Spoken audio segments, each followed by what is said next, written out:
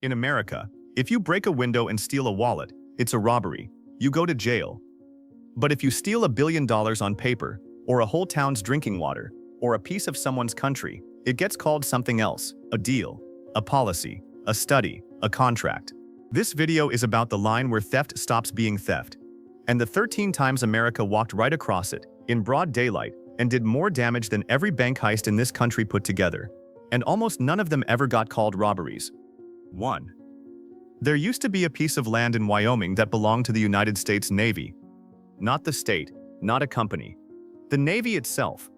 Set aside decades earlier, so if America ever needed oil in a hurry, for a war, for a crisis, the fleet would be ready. Sitting on top of it was a strange rock formation that looked like a teapot. The name stuck. The whole oil reserve became known as Teapot Dome. In 1921, a new president, Warren G. Harding, took office and picked his old friend Albert Fall, a senator from New Mexico, to run the Interior Department. Fall was a Westerner, cowboy boots, rancher, the kind of man you'd trust with America's land. You shouldn't have. Fall talked the Navy into handing him control of those oil reserves. They were on land, he argued, so they should be Interior's job. The Navy agreed. Then, very quietly, Fall handed those reserves over to two of his friends. No bidding, no competition, no public hearings. Two private oilmen, Harry Sinclair and Edward Doheny, simply got the rights to drill on land the United States had spent decades protecting. And in return, money started flowing toward Albert Fall. A lot of money, cash, bonds, cattle for his ranch. Doheny famously sent his own son to deliver $100,000 in a small black bag. Then Fall did the thing every careful criminal does. He spent it. He poured money into his New Mexico ranch. New fences, new herds, expensive renovations. Neighbors noticed. A government salary doesn't pay for that. Reporters started asking questions.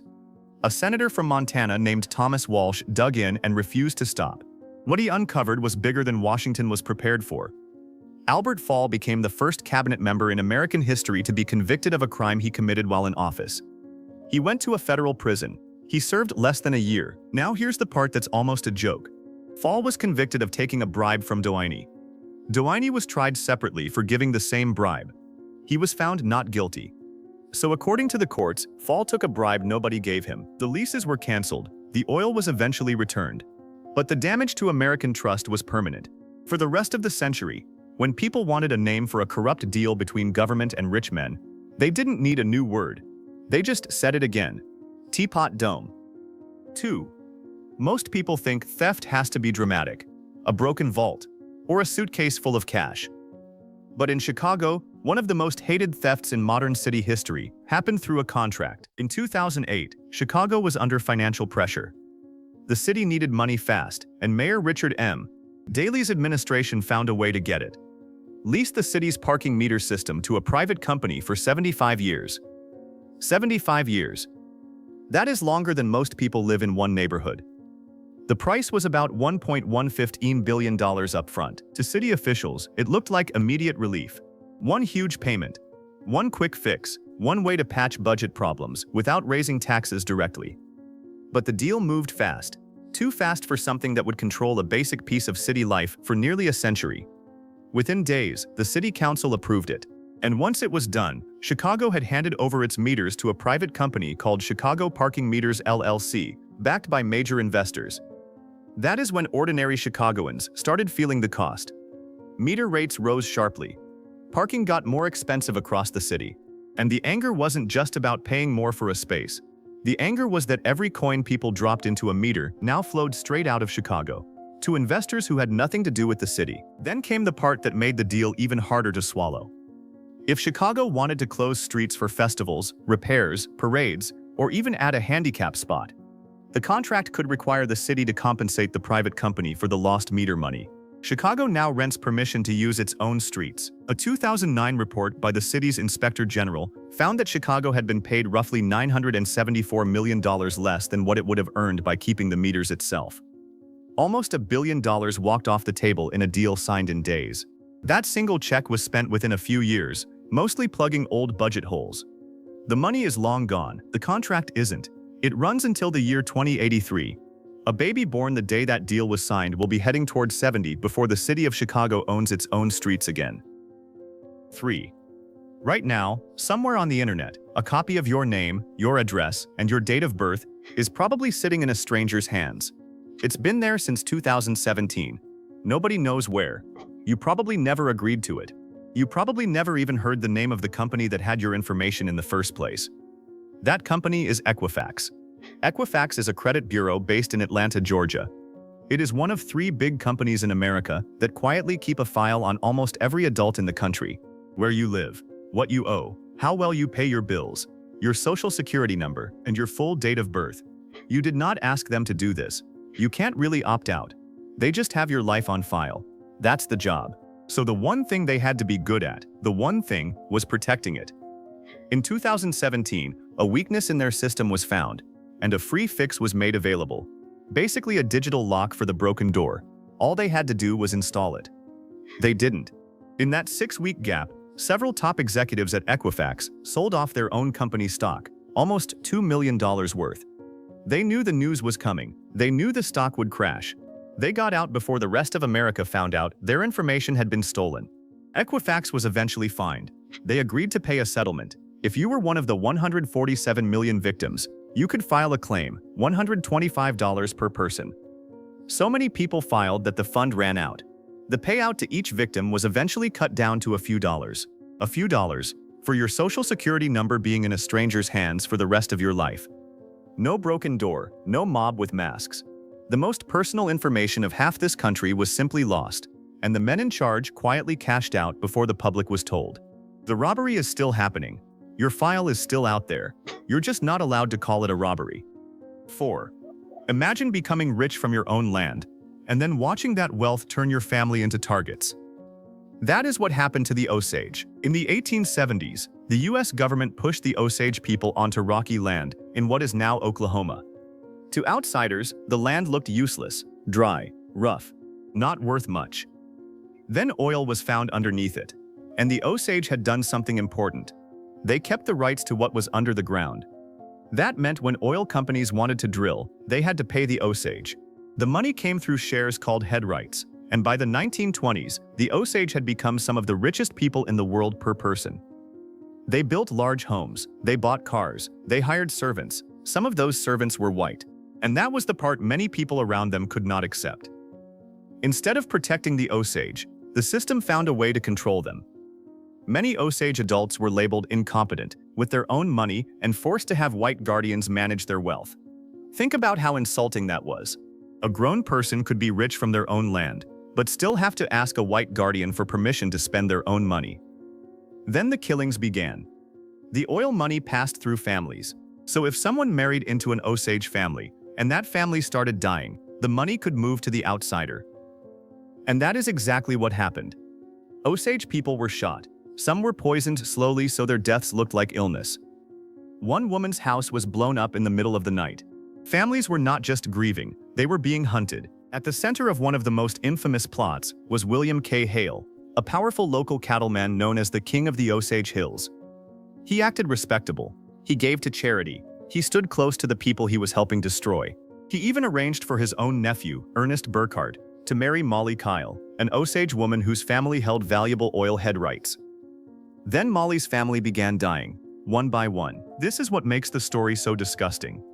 These murders were not random. They were business decisions. People were killed so their wealth could be inherited, redirected, and stolen by the people closest to them. They only got caught because this became one of the very first big cases for a brand new agency, the FBI. That means many killers were never named, many families never got justice, and much of the stolen money stayed stolen. Oklahoma's theft was not a bank robbery. It was slower, colder, and more personal. It came through paperwork, guardianship, marriage, poison, bullets, and silence. The Osage had already been forced onto land other people thought was worthless. Then that same land made them wealthy. And when outsiders could not accept that wealth, they did not just try to steal the oil. They tried to erase the people who owned it. 5. They told these men they had bad blood. That was a lie. What they really had was syphilis, and the United States government knew, and said nothing, on purpose. It started in 1932. In a poor county in Alabama, 600 black men, most of them farmers, were offered free health care, free meals on checkup days, a little money for their funerals when the time came. To men who had nothing, it sounded like a gift. But it was not a treatment, it was observation. The doctors didn't want to cure these men. They wanted to watch what the disease would do to them if nobody ever stepped in. From the first day to the last breath. And here's the part that should make your stomach turn. In 1947, the cure arrived. Penicillin had become the treatment of choice for syphilis and was becoming widely available. They didn't give it to them.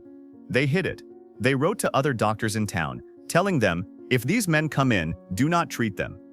When the army tried to hand some of them penicillin during the war, the government stepped in and blocked it.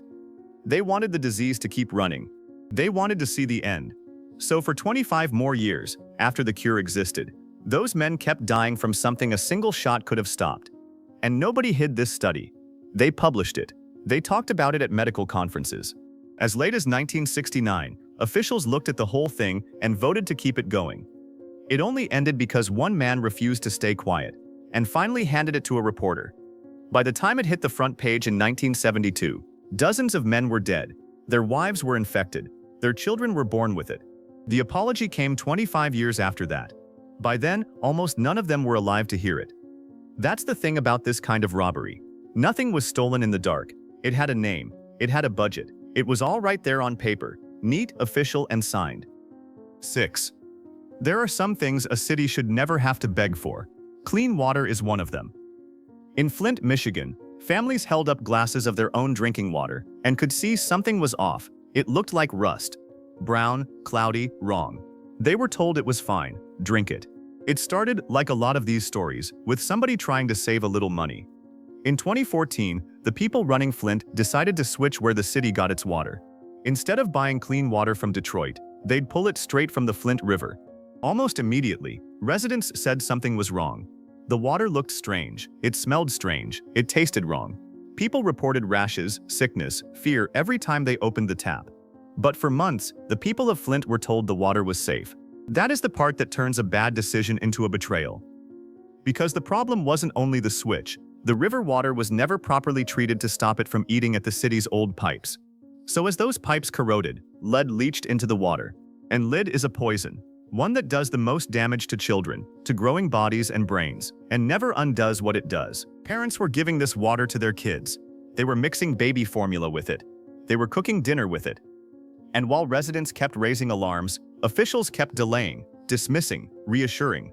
It wasn't until 2015 that outside doctors and researchers proved what the people of Flint had been saying all along. The water was poison. The lead in their children's blood had climbed. The city switched back, but by then the damage was already in the homes, the bodies, the memories. And there's a darker piece.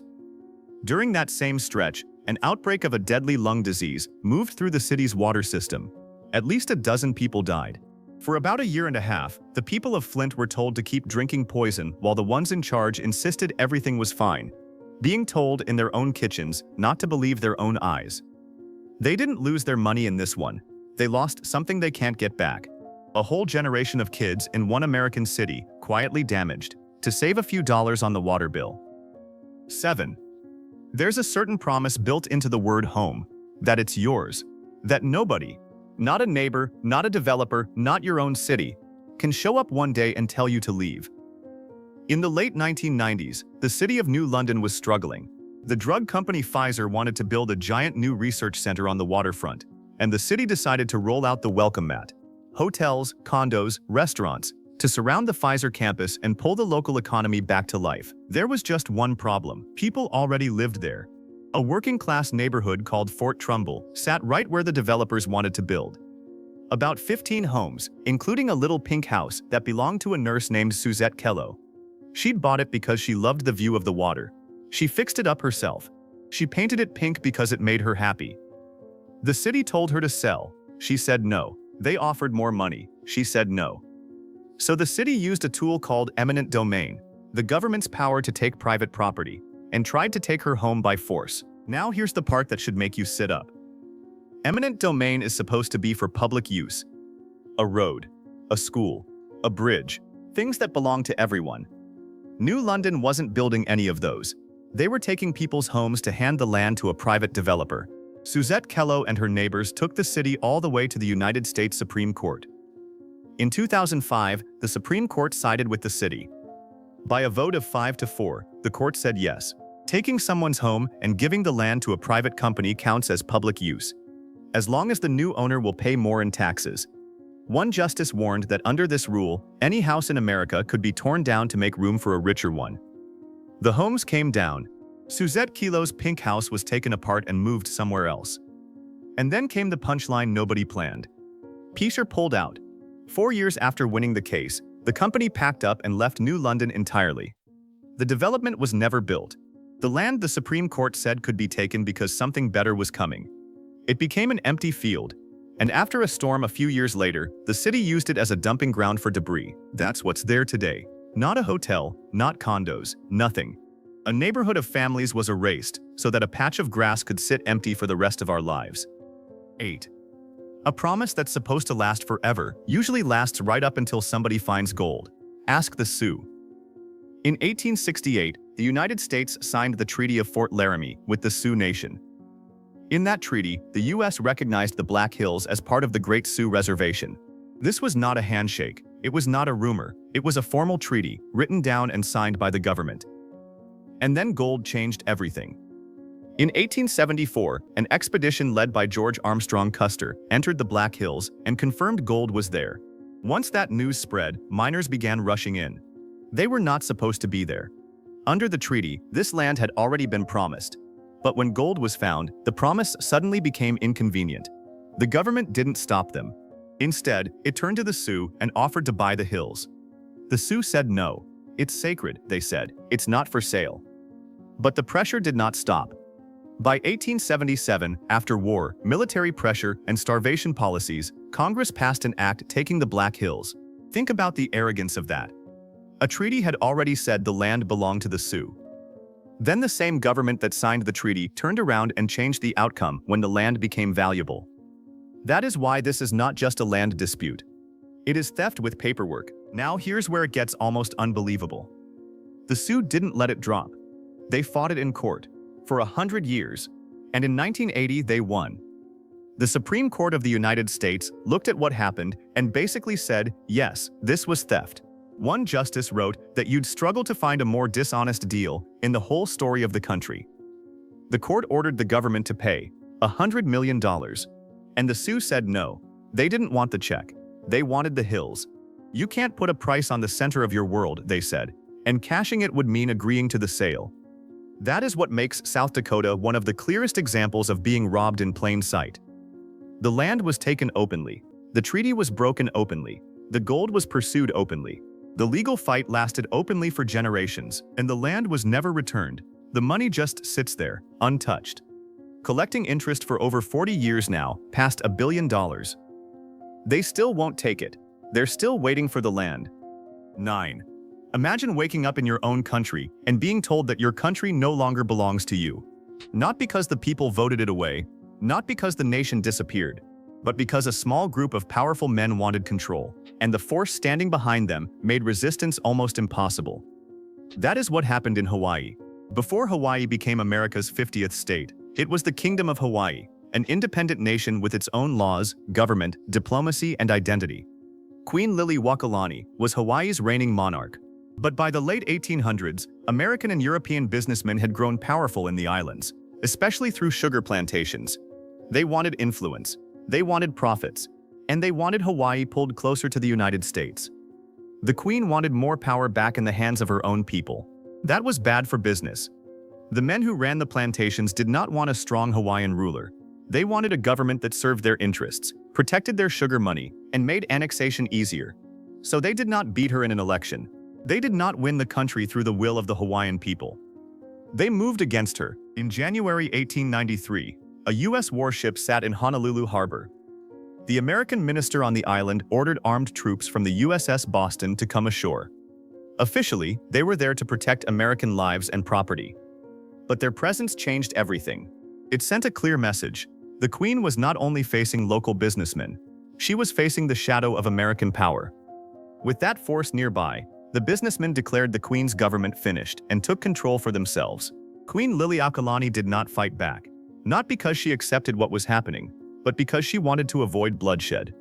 She surrendered under protest and trusted that once Washington understood the truth, the United States would correct it. And for a moment, it almost did. President Grover Cleveland investigated the overthrow and called it wrong. He described it as an act committed with U.S. involvement against a friendly nation and supported restoring the Queen. But the men holding Hawaii refused to give power back. The monarchy was not restored. A few years later, in 1898, the United States annexed Hawaii. In 1959, Hawaii became the 50th state. But statehood did not erase the question underneath the whole story. Did Native Hawaiians ever freely give up their sovereignty? 100 years after the overthrow, in 1993, the United States passed a formal apology. It acknowledged that the overthrow happened with the active participation of U.S.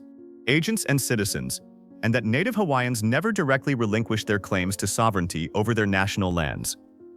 An apology. 1 century late. For stealing an entire kingdom.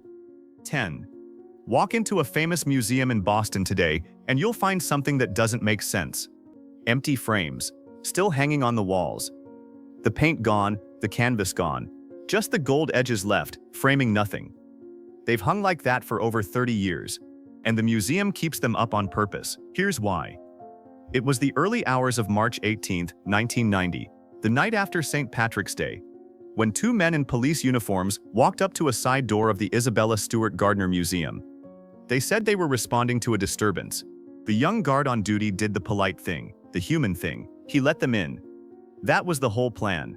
Once inside, the officers pulled the guards away from the alarm, handcuffed them, taped them up, and walked them down to the basement. And then, for the next 81 minutes, they had the run of one of the greatest art collections in the world. They took their time, they cut paintings from their frames, damaged what they touched, and walked out with 13 works of art. Among the stolen pieces were works by Vermeer, Rembrandt, Degas, and Manet, including one of only about 34 Vermeers known to exist anywhere on Earth.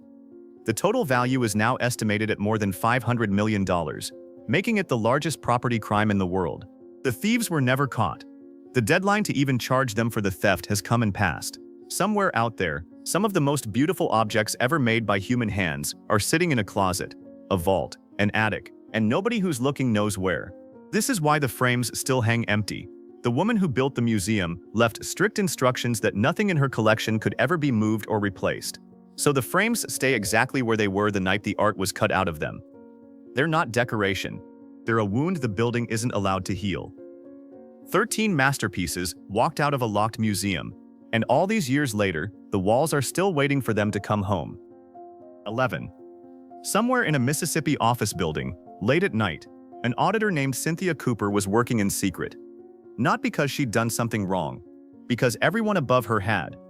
The company was called WorldCom. Most Americans never thought about WorldCom, but they used it every day. It owned a huge piece of the long-distance phone lines that connected the country.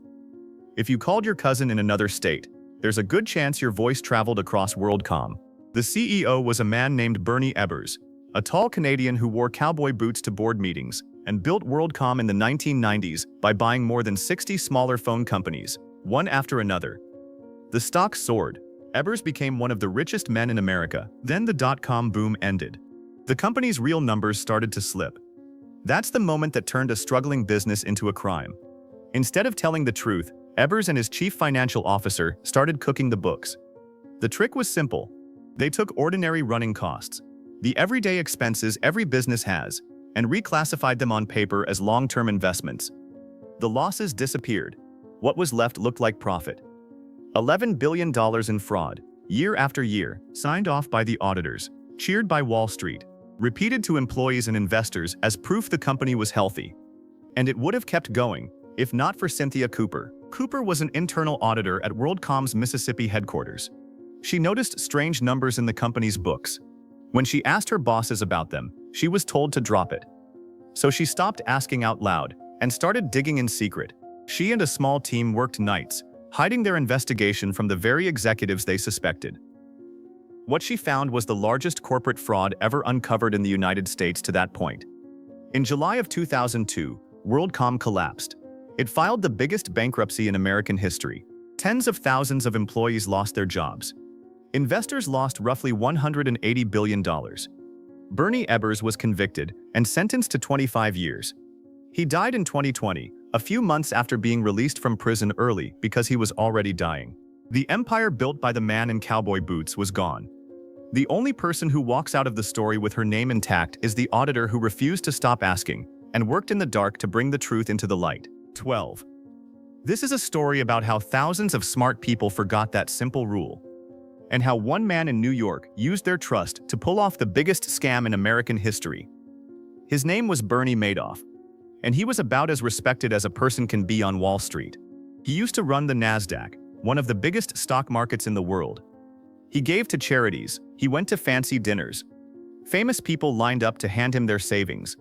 Movie stars, banks, whole towns of retired teachers and doctors. And the whole time, Bernie Madoff was making it all up. Here's the trick. Madoff told people he was investing their money. He promised that steady profit every year, about 10%, no matter what the market did, like clockwork. But he wasn't investing it, he was sitting on it. When old clients asked for their money back, he paid them with cash from new clients. As long as new people kept walking through the door, the line kept moving. From the outside, he looked like a genius. This kind of scam has a name. It's called a Ponzi scheme. It only works as long as more money is coming in than going out. In 2008, the world fell into a financial crisis. People got scared. They wanted their money out, all at once. There wasn't any money. The whole pile was a story. Madoff sat down with his two grown sons and told them the truth. They turned him in to the FBI the next morning. When the dust settled, the size of the scam was unbelievable. Around $65 billion. About 37,000 victims in more than 130 countries. People who had trusted Madoff for their retirements were suddenly broke at 70 years old. Charities that had used him to manage donations had to shut their doors. Madoff was sentenced to 150 years in prison. He died there in 2021. But here is what should make you angriest of all. A man named Harry Markopolos figured out the whole scam in just a few minutes of math. He took his report to the government. Once, twice, 3 times. Year after year, he warned them this man was a fraud. Every single time, they nodded and let Bernie Madoff keep going. You weren't crazy if some of this made you angry. You were paying attention. Every robbery in this video happened openly. It was filed, it was signed, it was photographed, and most of the people who did it died rich. Down in the comments, robbery should have been on this list, because believe me, this list could have been 100 names long.